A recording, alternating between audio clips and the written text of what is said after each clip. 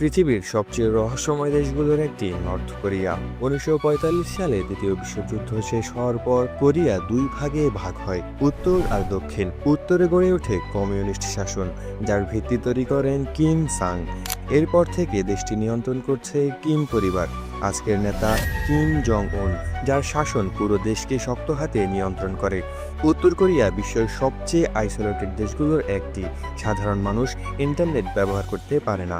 Google বা Facebook এসব তাদের কাছে শুধু নামমাত্র একটা কিছু। আইন এখানে অত্যন্ত কঠিন, সরকার যা বলবে সেটাই শেষ কথা। নিজের মতামত প্রকাশ করাও বিপজ্জনক, এমনকি ছোট ভুলের জন্য কঠিন শাস্তি হতে পারে।